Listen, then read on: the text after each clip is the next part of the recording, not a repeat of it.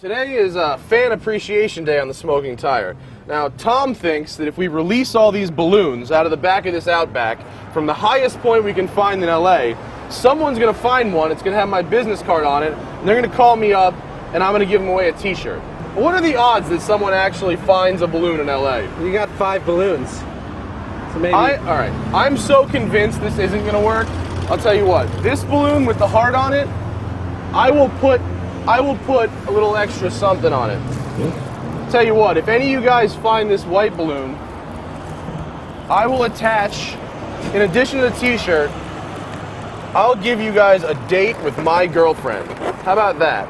So I'm gonna write, Tracy, date. So if you find this balloon, I'll give you a date with my girlfriend. We got plenty of space in the back of the Outback here, so getting all these balloons in really shouldn't be a problem. Oh, Jesus. Oh, almost.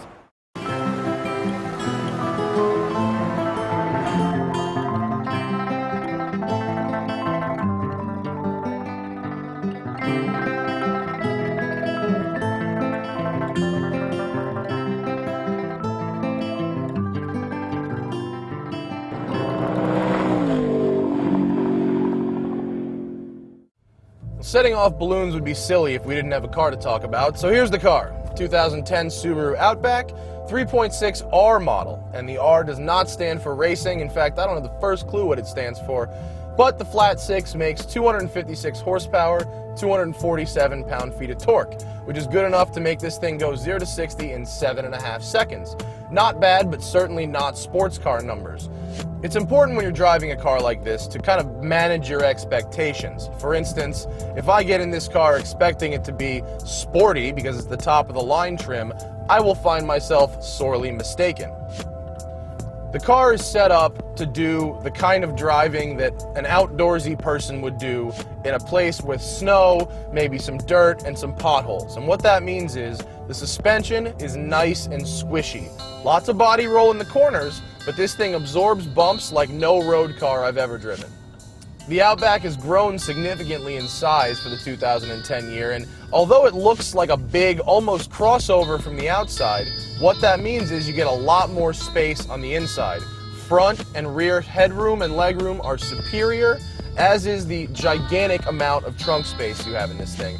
It will hold as much as your average SUV, no problem. Originally, Subaru launched the Outback as the world's first sport utility wagon. And what I take that to mean is you can do everything that a sport utility vehicle can do, but without a lot of the headaches of driving around a big truck. And that's really what this car feels like. It feels utilitarian. It's not an enthusiast car. It's a car that's going to help you get your stuff done, no matter what kind of terrain you have to drive over. And as we pull onto this dirt road here, we're going to find out how this thing does once the road gets a little bumpy. The Outback's squishy suspension, where it might be too squishy to carve the canyons, is actually just about right for rough pavement or dirt roads. And this car absorbs these bumps really, really well and allows you to just point it wherever you want, let the symmetrical all-wheel drive do its job, and keep you in line on these dirt roads. Not all is well in the world, unfortunately. There are quite a few things about this car that I really don't like. The biggest glaring fault with this car is its throttle response. Whereas many manufacturers are using throttle-by-wire systems now, Subaru has introduced its new throttle-by-carrier pigeon system, which means if you hit the gas, you let a bird go and maybe the car will decide to accelerate. The car doesn't do anything at all for a full half second after you touch the gas, and then it gives you too much power. It's really, really annoying.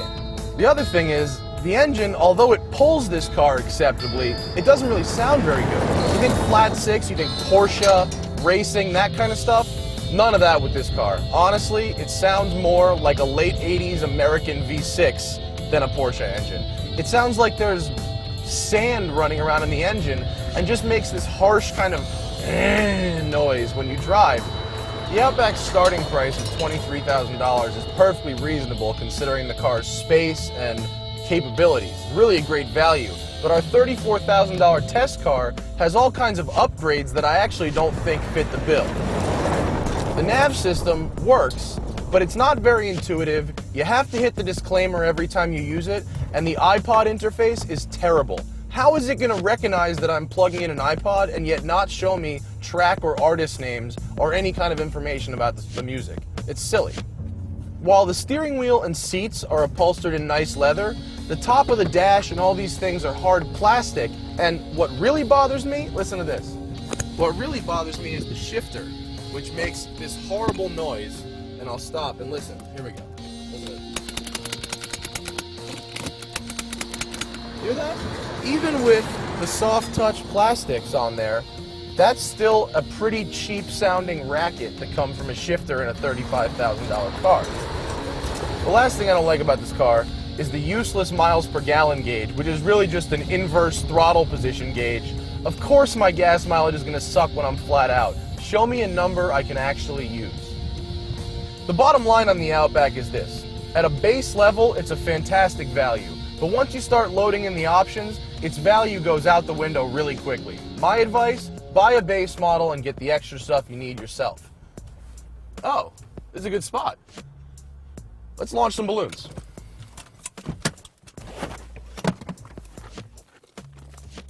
I don't know exactly where we are, but look at this view. You got the valley right there. The first ever Smoking Tire balloon launch. As I said at the beginning of the show, if you find one of my business cards on a set of balloons, call me up and I will send you a t-shirt.